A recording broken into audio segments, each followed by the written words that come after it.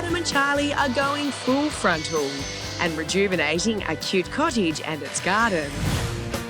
While some homes bring the outside in, this home's taking the concept to a whole new level. Modern big screen TVs dominate any room they're in, so Juliet has a way to hide them in plain sight. Charlie, where have you brought me? Well, spring has sprung and our gardens are coming to life just like this one. But with a little bit of pruning, a bit of TLC, I think we can bring it back to life and show off a pretty cute cottage back there. Ooh, it sounds like we've got a bit of work to do. Yep, and we're going to do it on a budget. All right, let's get cracking.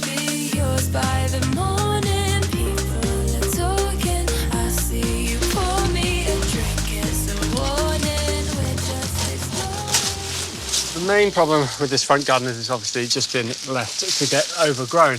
And this tree here is actually a nice one. It's an Irish strawberry tree, but you can't see it because it's suckering. So I'm removing all the suckers. Now, anything that's sort of this diameter or bigger, I'm just using a pruning saw. For everything else, you can use loppers.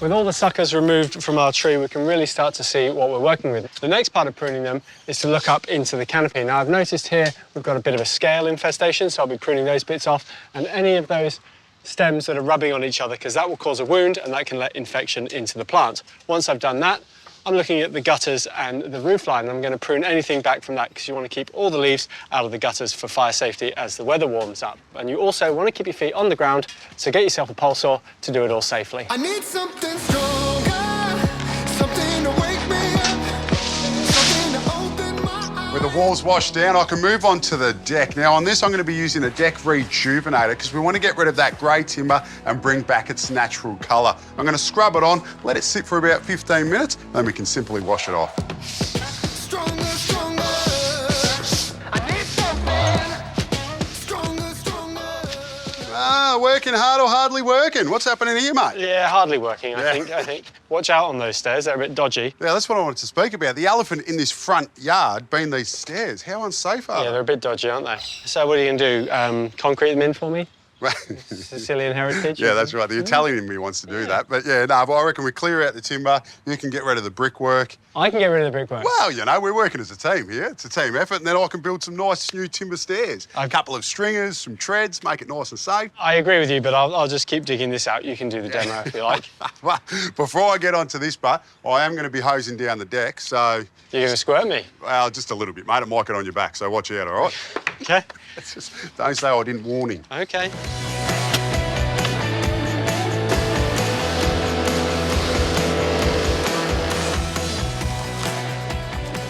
With the walls dry, I'm now ready to put some paint on. Now, it's a stucco finish, so it's pretty uneven. The tip here is you want to get one of the largest snap rollers you can find.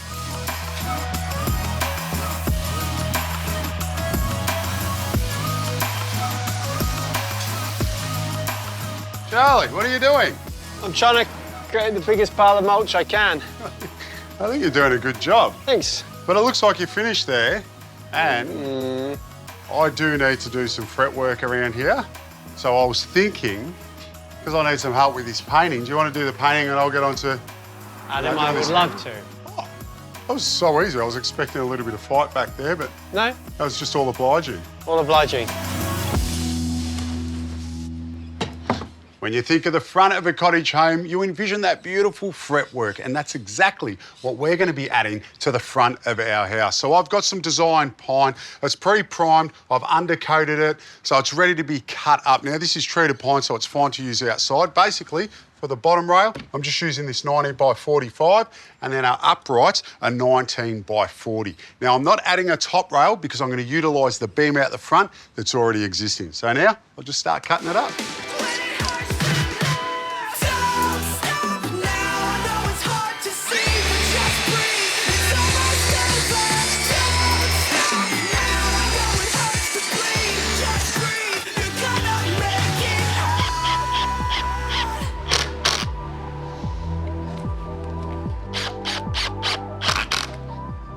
I'm just evenly spacing the uprights over the length of the bottom rail, and it's a good idea just to cut a little spacer. It helps you out as you're going along. And to hold it in place, I've got these 65mm stainless screws.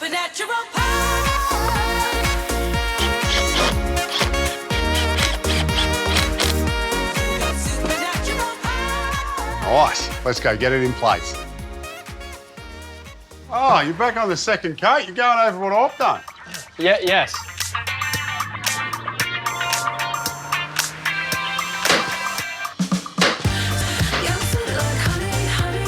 Something that will make you happy. Just have a look up here, mate. What do you think of this? Oh, that does make me happy. Yeah? You want me to paint it this colour as well, or? Yeah. With the garden clear, I'm just marking out a few garden beds. And to go with the traditional style of the cottage, I'm using formal lines. We're going to be having a hedge running down either side of the path and some colour around the front of the property.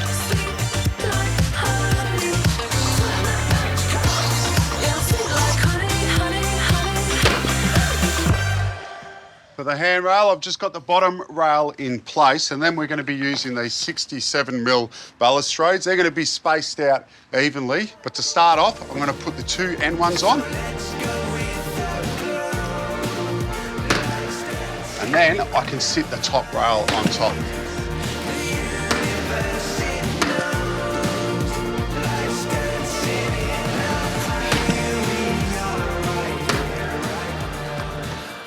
Ta-da! That's one down and another one to go. Getting rid of these agapanthus and the old letterbox are the last part of the clear out, and what a difference a day's work has made. It looks so much better already.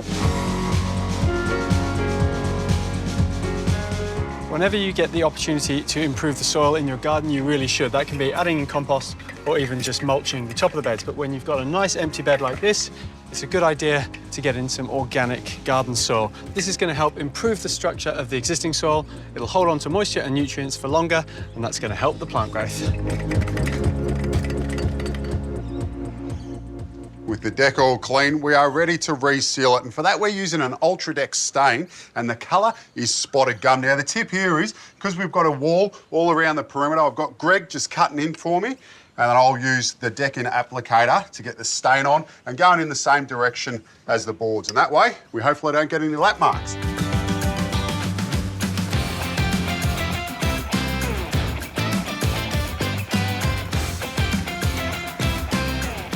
To create some definition between our lawn and garden beds, I'm just using this cost-effective edging. Now, I really like this stuff because it's actually recycled rubber, so it's good for the environment and it's easy to install by just pegging it down.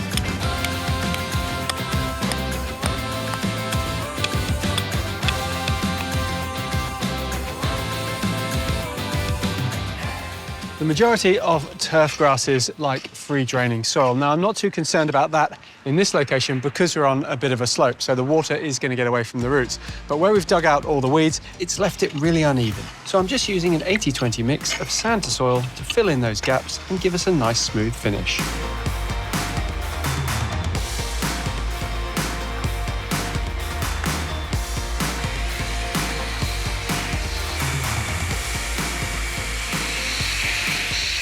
Early spring is the best time to be applying a soil wetter. It's going to prevent any hydrophobia in the soil, but it's also going to allow the moisture to get into the soil much more evenly and a lot deeper as well. So it's going to protect your plants as the heat goes into summer. Now, I'm doing this under the lawn, and I'm also going to hit the garden beds as well.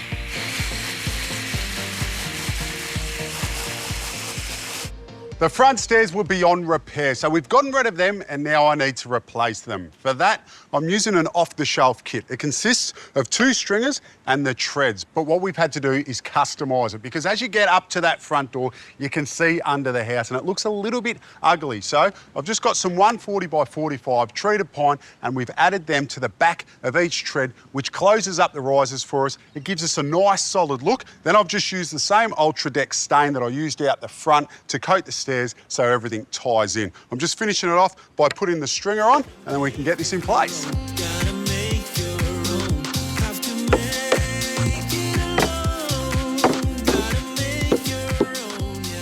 make sure all the joints are kept nice and tight, it's a good idea just to use a rubber mallet instead of a hammer, otherwise you'll dent the timber and it won't look good.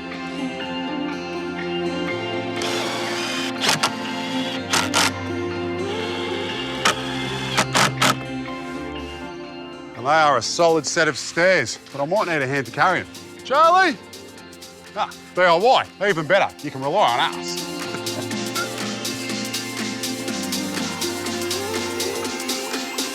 Nice. Good work, mate. Thank you.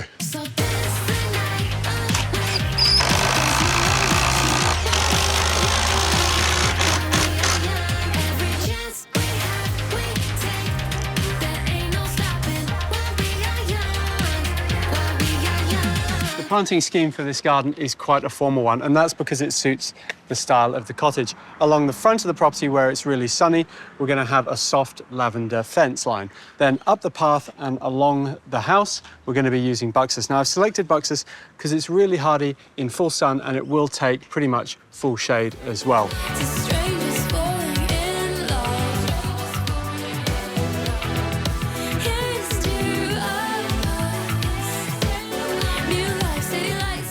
When you're setting out a planting scheme for a shady garden bed, it's a good idea to rely on foliage, form and colour rather than flowers, because flowers often need a lot of sunlight to do well. I've got Distilium. Now, this is a fantastic plant that will grow in sun and shade. It gets about metre by a metre, so we're going to have a lovely big clump in here. Then there is one plant that will give you reliable flowers even in the deepest of shades, and that is the hellebore, otherwise known as the winter rose, perfect for growing under a tree. And take a look at these flowers. They're absolutely incredible.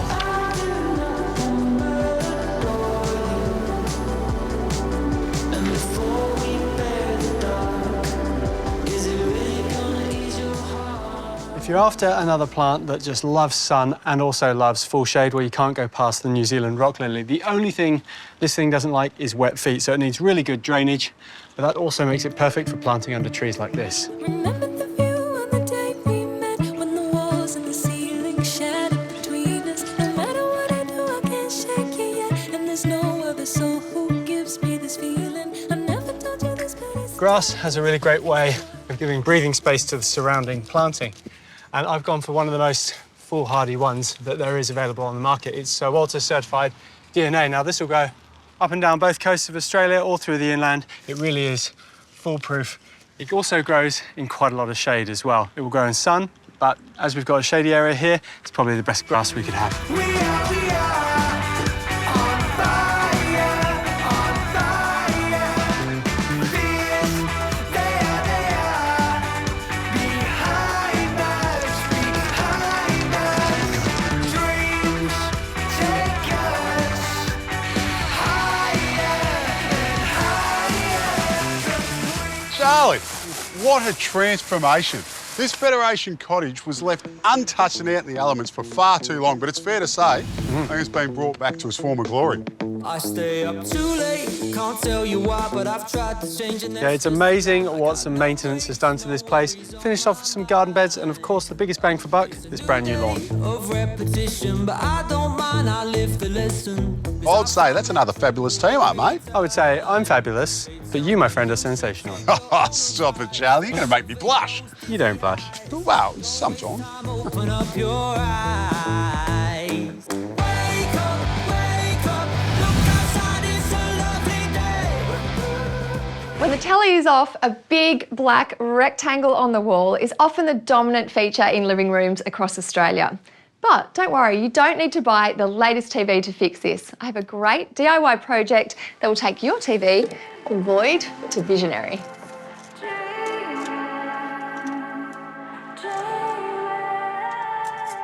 The first thing you'll need to do is measure your television, taking note of any speakers, switches, sensors and plugs.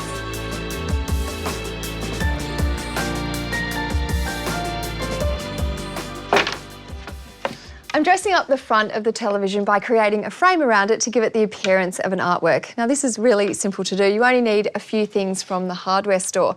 I've got some external corner pieces of timber, and I'm also going to dress it up by using some decorative moulding on the top of that. You can choose whatever profile you like to customise it. And the great thing about these is that they have this lip already there, so they're great for DIYers. Once you've got your measurements of your TV, you just want to take your timber and you'll need a miter box and a handsaw to cut your first piece to get that frame look. You still got lightning in you. You are something to strike. Why did you put it around me like that? When you're using a miter box, you want to make your first cut and then measure from the long point to the long point. Everything that you are, you are, you are. Going back to the start, the start, the start.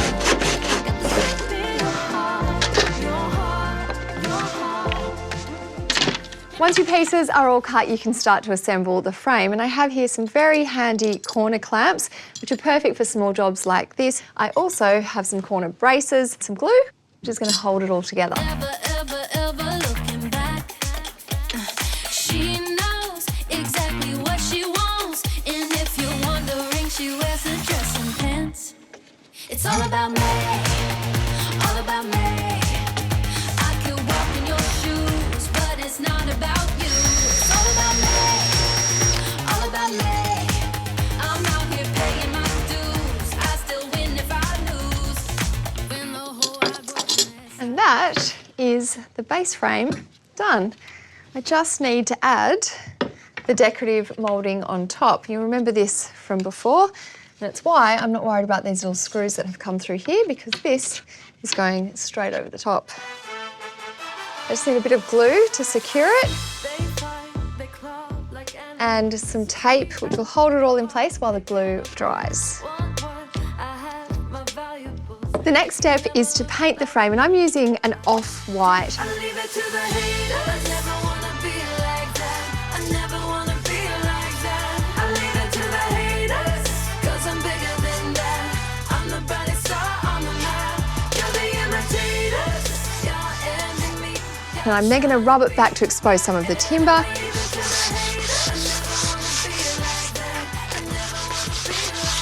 And after that, apply a gold rub and buff, which will give you that vintage gilt look.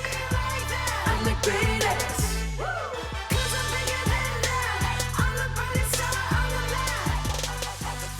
And now, I'm going to attach some luggage straps to the back here so that the television is really secure inside the frame. If the kids get their hands on it, they're not going to come apart. And the way that I'm attaching these to the frame is just underneath those corner braces I put on before.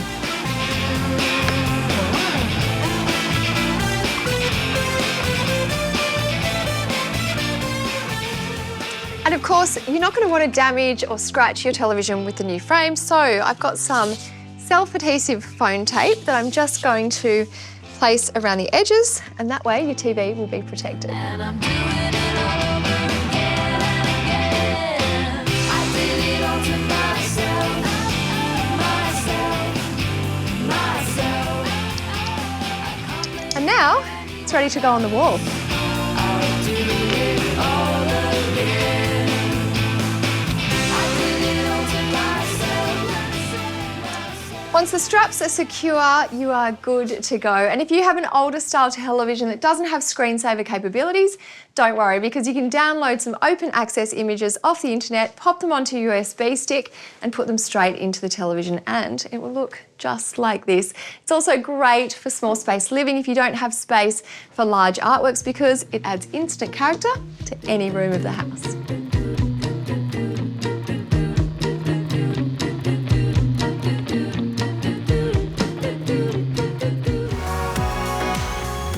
So we all know the inner city blocks are quite snug, but this one is particularly small by anyone's standards, just 4.5 metres wide. Now, normally that could restrict what you can do on the site, but in the right hands, that can inspire some creative thinking. So here, the owners actually kept the original 2-bedroom Victorian cottage out the front. But out the back, it's a whole new world and palette. So I'm going to whip inside to show you that transition between the old and the new. But it's the new that's caught my eye. Now, out the back here, these rear laneways were just the service entry to these old inner city terraces. But not here, it's a key feature of the new home. Now, some of the old materials have been reinterpreted with this new modern blockwork, but it's over here, behind this beautifully rendered new brick wall. The key to the entire design is locked within this turret.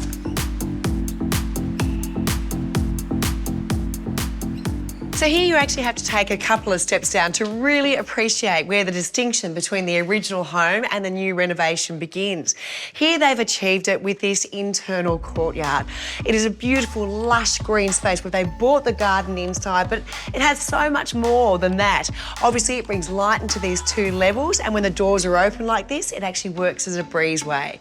As you come down the corridor, you've got the concrete blockwork that Pete was referring to outside, and curves in both the joinery and here. And look, they finished this with a textured render which bounces the light around and adds another layer to the material palette. Pete, there is so much to talk about in here. Look, we have to keep reminding ourselves how narrow this site is. It's built boundary to boundary, so there's no external windows. So to get light in, you've got to look up to look out. But haven't they done that just so well with that skylight that runs the entire northern side? In fact, there's so much light in here, you can actually have a magnificent and very healthy fig tree in your kitchen bench top. That is amazing, isn't it? I mean, I wish I'd have thought of that.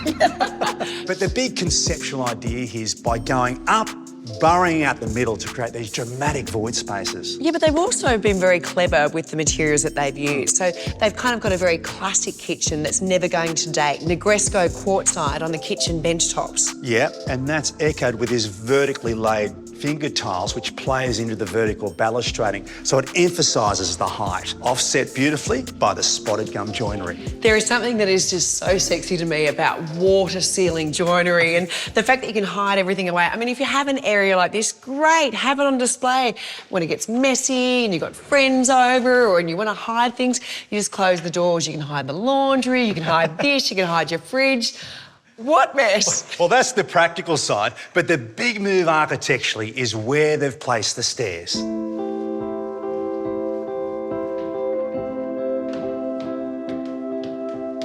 We're now walking within that rear turret, and it's always a puzzle where to place the stairs on these tight blocks. Yep. But by moving out of the centre of the plan into the rear courtyard, you don't sacrifice any room in the house. No, and I like the fact that the owners, they thought about all sorts of different finishes, but in the end they decided to paint the brickwork just this plain white, and it has this textured woven effect. And lighting is something they've considered a lot in this house. Even just these elegant details of like the lighting underneath the handrail just make it so special. Can we use the word voluptuous?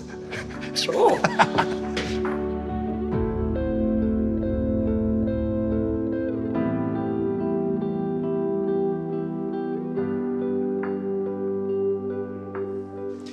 From the new extension, travelling across this little bridge over the courtyard, back up into the roof of the old house, into the master bedroom. Now, the immediate response is the sound.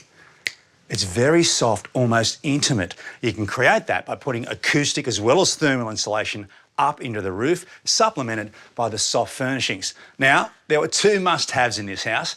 Dad wanted the best range hood available so he could cook a steak without the fire alarms going off. And Mum, well, she wanted the biggest walk-in robe they could plan within the pitch of the old roof. They really have extracted the most amount of space within this old terrace.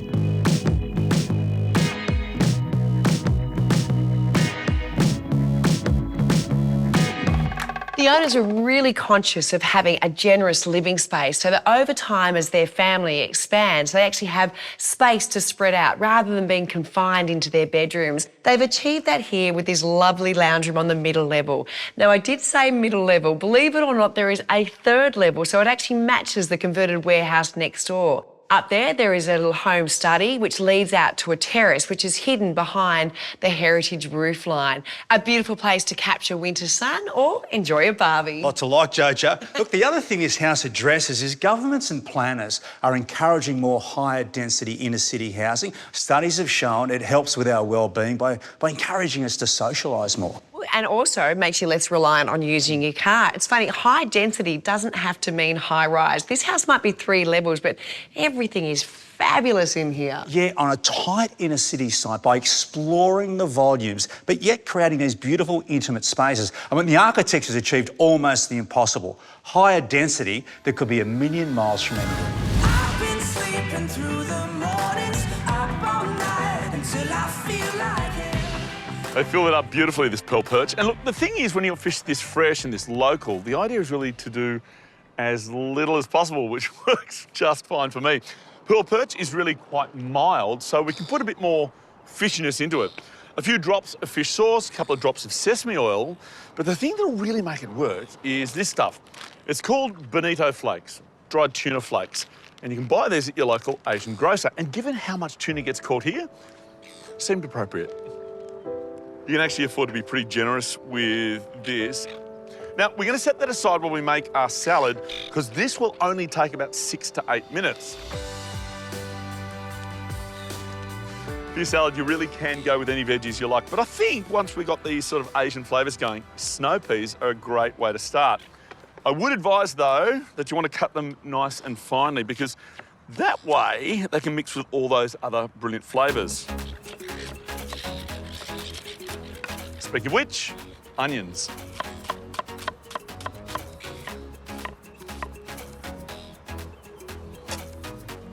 We're also going to add some bean shoots. We add them for the texture. The crunch is great. For a bit of extra flavour, of course, we're going to add some red chilli and a bit of ginger.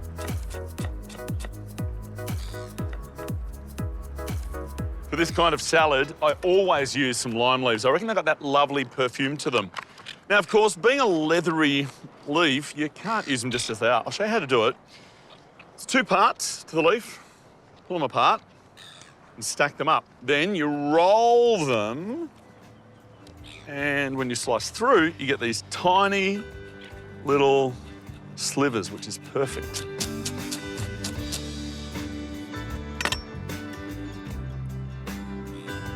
We'll definitely want some fresh herbs as well. Coriander and mint.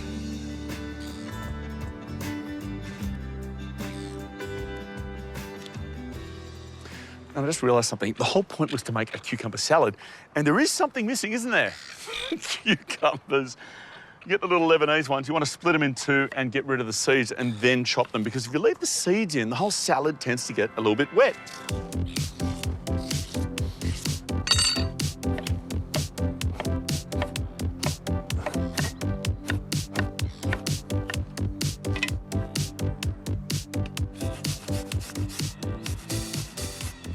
Of course, every great salad needs a great dressing. This one, I'm going to start with garlic, and quite a lot of it. I really love the way that brings out the flavour of the veggies.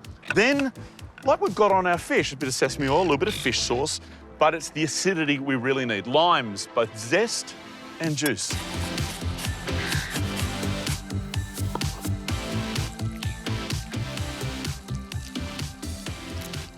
Don't dress the salad just yet, because we need to put the fish on. Like I said earlier, 6 to 8 minutes. Now, if you've got baking paper at home, I guess that's what you would use. But here, on the Coffs Coast, I've got banana leaves.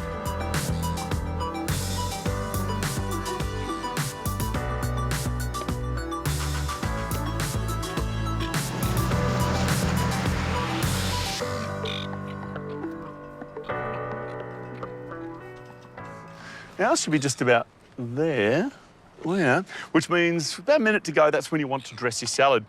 Pour the dressing over the top. You need a pair of tongs, give it a light mix, and get a portion's worth onto our plate.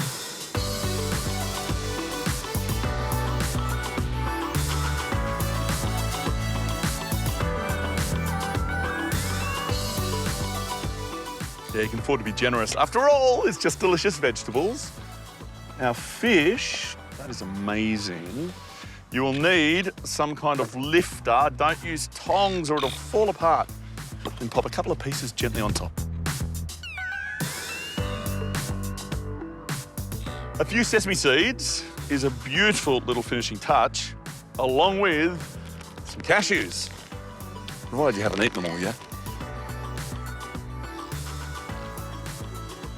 Sensational. Now, like I promised, it is a very simple dish, allowing the fantastic local fresh produce to really sing. You know, I've worked out what it is. This is, of course, one of Australia's great holiday coasts. And for a chef like me, this is, well, like being on holidays.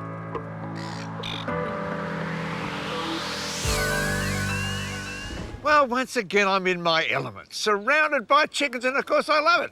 There's something about chickens that just make me feel good. And today, more and more people are interested in having backyard chickens. Well, the price of eggs is going like that, and there's nothing like fresh laid eggs. They're tough little birds, they really are. And they become quite friendly. You can hand feed them. Great for the whole family, for the kids in particular.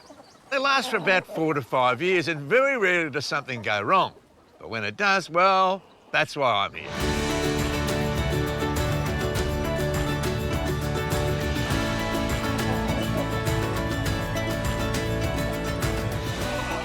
Good morning, ladies. Catherine, how are you? How are you? Nice to see you. And Isabella, I think, isn't it? Yep. Good wow, morning. look at the belt buckle. Yeah. Hey, you don't want to swap, do you? The first thing people notice is your belt buckle, right? You've got a lot of variety of birds, OK? Over here, you got yourself a silky. That is Terry, and he used to be a show chicken in the Easter show. A show chicken? Yeah. Oh, what about that, a show chicken? I used to show silkies. Did you? Yeah. Good for you. Pick him up. Oh, yes. The first thing about them is that they have 5 toes instead of 4. Yeah. So you've got an actual 5th toe growing here. And, of course, the feathers are such that they don't mat together. Yeah. So the birds can't fly and they get wet very easily. Have they all got names? Yes. Yes. Every one of them? Yep. They've all got names. How many are there? 35 now. Yeah. 35 names, right? They're full of personality. Yeah. Oh. Poor Big Red. Oh. This is Big Red. Big Red. How old is this one? 15. 15. Doesn't she look marvellous for 15? She's marvellous. And I mean, you can get a good idea of the health of a bird by looking at the comb, by looking at the wattles, by looking at the lobes on the side, you know, and it's lovely, bright red, you know, and it's shiny. That I'd come here to look at a chicken with a problem. How did all this come about? So when Trouble was younger, he broke his beak, the bottom beak off, Yeah. and his top beak continued to grow, and he can't eat or clean properly. OK, let's have a bit of a look. So, well, there's nothing for the top beak to sort of Sit end on, onto, yeah. you know. My guess is it could have happened as a result of fighting, you know, because males will fight. Now, this is Chubba's girlfriend. What I want you to do is have a look at the difference in the beak. She's a very nice silky. You can see she's opening and closing her beak, meets together evenly at the end, in comparison to his, where the bottom beak is obviously quite deformed, it's misshapen, and so there's nothing for the top beak to actually bite on. Ready for a bit of surgery? Yep. I think it'll be fairly minor surgery. Let's get going.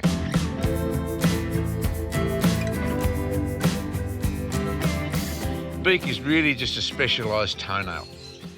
So there's really your fingernail. There's not much blood supply to the very end of it. But the longer the beak grows, right, the more blood comes down the beak. So the further back you trim that, the more likely you are to get the thing to bleed.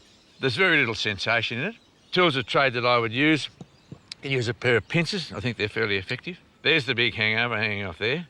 So we sort of measure it up to start off with and go, oops-a-days. Clunk. There's the first one. I'm not going back too much further than that. If you're worried that it's a bit sharp, then use a little file. But this is a very fine file, a bit coarser than a nail file. And I'm pretty happy with that. He'll eat fine now.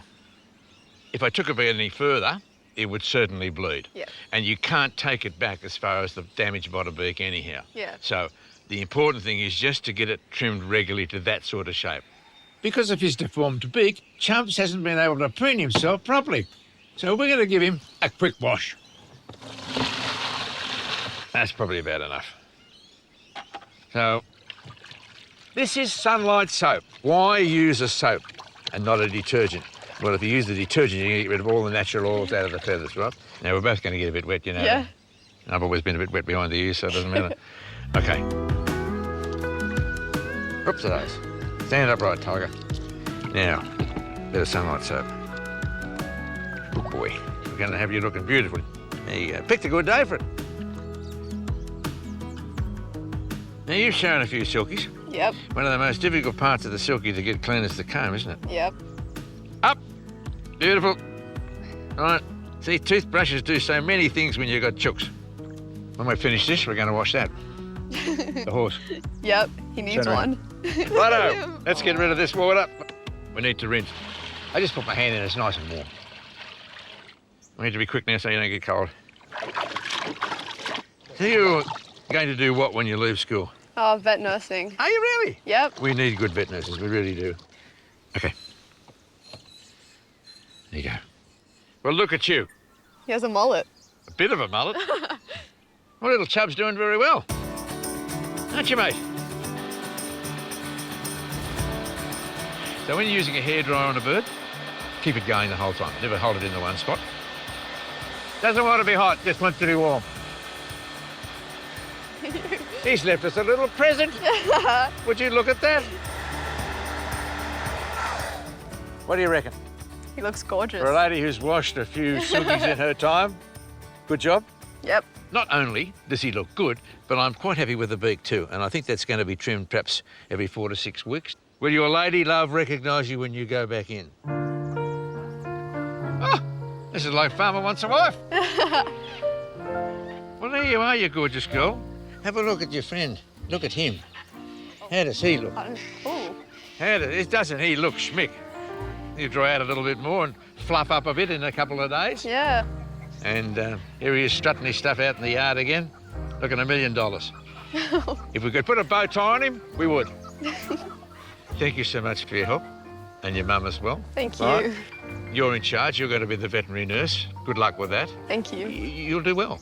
I don't have any more chickens to wash, but I got a lot of chickens to feed when I get home, so I'll catch you later.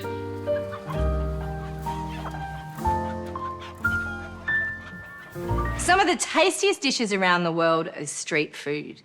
And the best thing about them is they're so casual, they're eaten in the hand, but they have maximum flavour. I'm going to be making a Turkish pizza. Now, don't freak out, you're not making the dough. Everything is store-bought. It's just about the way you put it together. We're starting off by seasoning the meat. This is key to the recipe.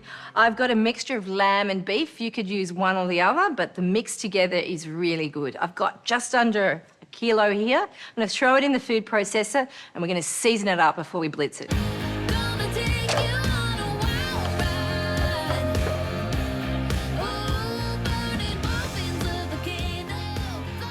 Starting to season the meat, we're going to add some garlic, of course, at least 5 cloves.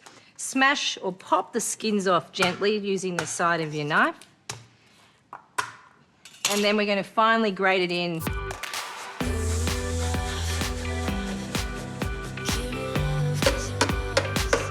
Garlic's done. Next in with some salt. I'm using like a heaped tablespoon of flaked salt. Next in with 2 other spices that are really important. I've got some Aleppo pepper. Now this is a sweet, soft, fragrant pepper. I'm gonna add a couple of tablespoons. And if you can't get your hands on this, you could use a sweet paprika, same amount. And then also I'm adding some za'atar. Now this is a zesty Middle Eastern spice mix of thyme and sumac and cumin and some sesame seeds. And let's blend all this together.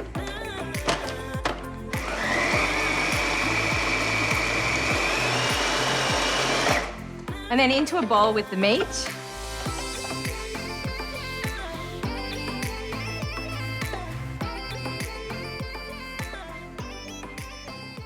Now let's get on to topping the pizza. So I've got some pita bread here, which is pretty standard, Lebanese pita bread, or you can use a flat bread, like a souvlaki flatbread, or even a tortilla would be suitable for this. What you do is you take one and take a big tablespoon of the meat and then push it onto the top of the pita, and then you must use your hands to spread the meat out. Go ahead, try to shake, mama. Wanna tell me what I'm And then push it out thinly across the whole surface area, pushing to the edges, because when it cooks, it will shrink back a bit. But before we start cooking these, we're going to make the best dressing ever that really finishes off these Turkish pizzas. Starting with a cup of mayonnaise, also adding some sour cream, and 1 white salad onion finely chopped. Next, in with a few other ingredients you will be familiar with, some Dijon mustard, a little bit of chili sauce, I'm using a sriracha, and of course, a couple of squirts of tomato sauce. The sauce is good to go as it is, but I'm going to add 2 more ingredients that are optional, some chopped pickled jalapeno and also some cornichons.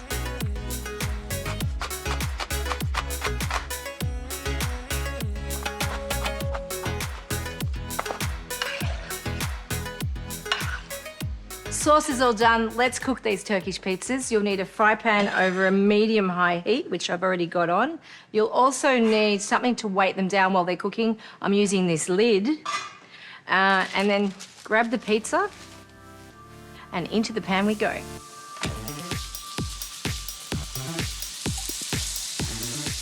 Two to 3 minutes is all it takes in a hot pan.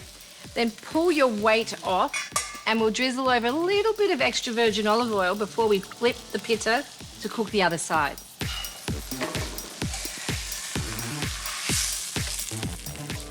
After a couple of minutes on the other side, pizza's ready and onto a plate. So at this stage, if you wanted to, remember it is street food, it's supposed to be eaten straight away. If you wanted to, you could keep them warm in an oven and then bring them out. Now with a pizza this size, I like to be a little bit more elegant and just chop it in half with a pizza cutter or a cutter like this, or whatever you can manage. And then top with a little bit of sauce on each side. And I like to add some freshness or some crunch to the Turkish pizza. A little bit of iceberg lettuce, finely sliced, nothing better. And I've also got some finely sliced fresh cucumber as well. Oh, I can almost taste it. It smells so good. I wish you were all here. And the idea would be that you fold the Turkish pizza up like this and then you have a bite. Oh, it's an emotional moment. Oh, I can't wait to feed the crew this, guys. You're gonna love it. Turkish pizza at its best, and it all happens in a couple of minutes if you've prepared beforehand. And don't worry about all this sauce. This can go in the fridge and be ready at any stage. And don't mind me talking with my mouth full. How embarrassing.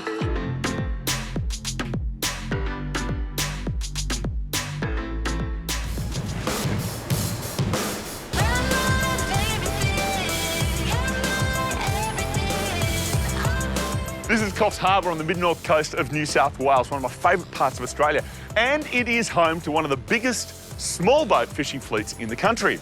Earlier on, we cooked some beautiful fish, of course, but what about a dish that is one part breakfast, one part dessert? Yeah, sounds great. It tastes so sweeter with you by my side. There is no ingredient more Coffs Harbour than bananas. Well, and seafood. But I'm thinking we might make something that really features this flavour. Rather than pancakes or hot cakes, well, we're going to make skillet cakes.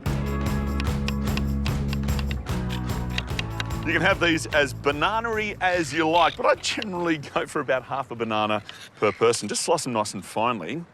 Then we're on to making the batter itself. Now, the key ingredient is actually ricotta cheese. Why? Well, it adds a great flavour, but also keeps the texture lovely and fluffy. But make sure you're buying the stuff in the basket, not those little spreadable versions. They'll make the batter way too soft.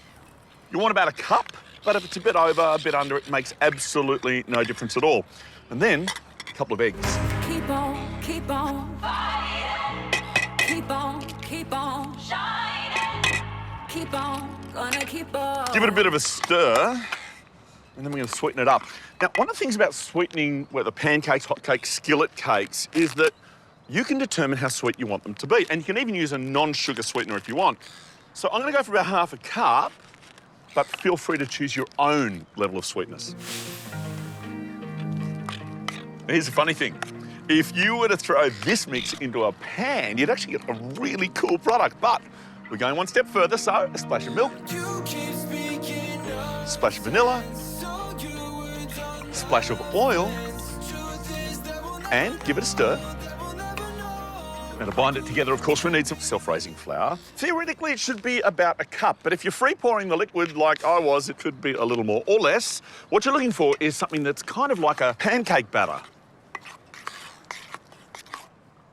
Okay, it's a little bit thicker than a pancake batter, but it's going to be okay because we're going to let it sit for a while.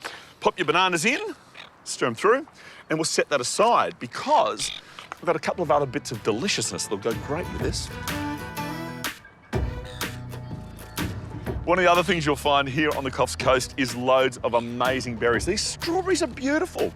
A great way to cook them is just to crush them lightly and then mix them with a bit of sugar, splash of water, and cook them really gently. It makes a fantastic sauce.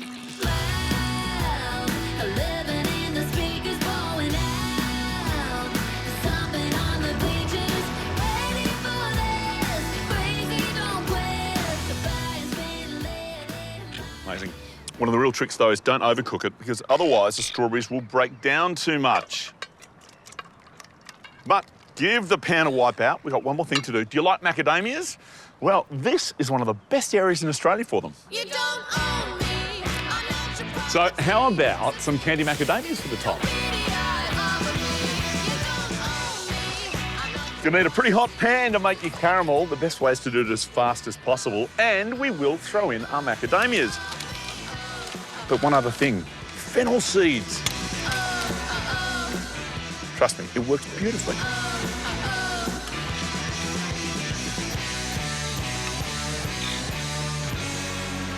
The hardest part about making candied macadamias is not the technique. Just making sure you don't eat them all before you serve. All right, one more. When it comes to cooking them, I guess the golden rule is don't make them too big or too thick, otherwise they don't cook perfectly. Oh, and make sure there is plenty, because they're absolutely delicious.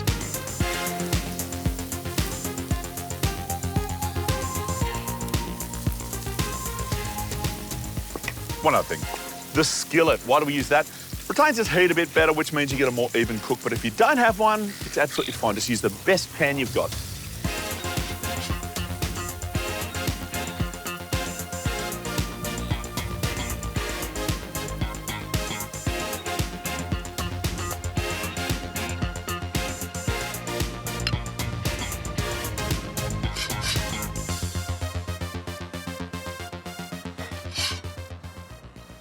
Stack your skillet cakes nice and high.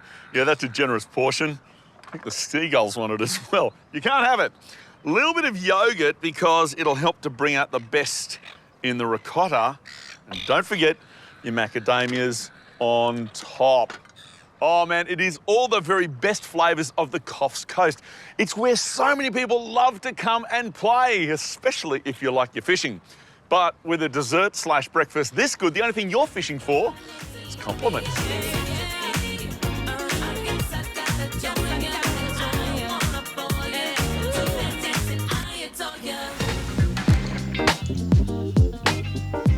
You know, when Mother Nature was planting up this great continent of ours, points for originality was definitely in the design brief. I mean to say, just look at these amazing shapes. You know, these are fair dinkum, regi-dig Aussie plants. You won't find these growing naturally anywhere else in the rest of the world. And in spring, this place here is an absolute oasis filled with great ideas for your garden. Oh, it would be so lovely growing old with you. Figure it out together, make our own kind of. This is Boongala Gardens and Rainforest. It's at Kenthurst on the northwestern outskirts of Sydney.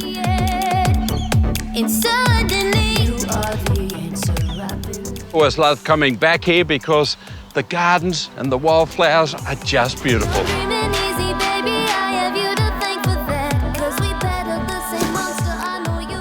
G'day, mate, how are you? G'day, Graham, how are you? I'm well. I just found that bucket out the front gate. Oh, it's beautiful, beautiful little bucket of flowers, that one. Fantastic. 25 years, you and Jenny have been working, setting up the garden, 50 years planting trees. Yes, love our big trees. Well, it's giving you shade to grow these beautiful grevilleas, and of course now they're just going off. That's Grevillea elegans. Elegans, and it is elegant. You've always loved it. And the birds love it, and the bees, the native bees love it as well. Oh, this one I recognise. Yeah, this one is peaches and cream. Wow. You can nearly eat it, I'd say. But you're good. Two different colours on the one flower spike. It's a beauty. People often wonder, when do you prune it? But I guess after each flower flush?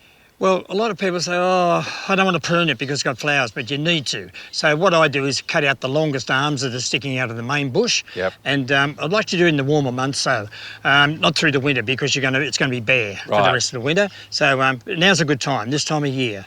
Beautiful. Yeah. Now, I just want to ask you about this one because it looks like a wattle, but But it's not a wattle. No, it's a beauty. That's Grevillea flexuosa. Flexuosa. And with the sun on it, the warmth, beautiful perfume. And the native bees love that colour.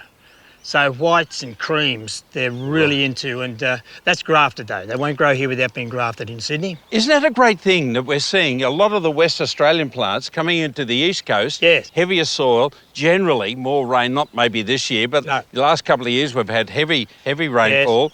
Yes. And grafted plants are becoming a big thing. Yeah, becoming very popular. Yeah. It's the only way to go with some of them. Yeah. Well, this is a beauty. Yeah, that's Ivory Whip. That's a grafted Grevillea also, and that's about as big as it ever gets. Again, it needs a prune every year to keep it nice and thick and bushy. Yes. Wow, look at this fella. Yeah, that's sun-kissed waters. Right. That's Grevillea sun-kissed waters, and it's grafted onto a silky oak, and you can actually grow it on top of a wall, and it'll cascade down as well to get the same effect.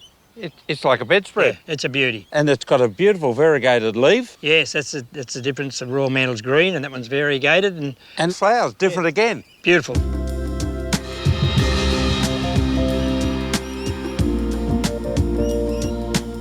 Ah, there's another ground cover here. That's Grevillea curva loba. People like something that's going to be low on the ground and maybe keep the weeds down. This is a local. Yes. Just up the coast from Sydney. Grevillea sericea, yeah. And up there, if you go up there, up near Patonga, you see all the different colours. It self-sows and throws all sorts of colours. Now, this is the one that a lot of people reckon is better than Robin Gordon. Yes, I agree. A lot larger flower. And it's called? Molly. Molly. Grevillea molly. So we've undercut this and we planted underneath. Yep. So you could keep it lower? Yeah, we could keep it low if we wanted. You could keep cutting the top and bring it down, but we just keep the arms cut off it. Yeah. Molly, what a cracker of a plant.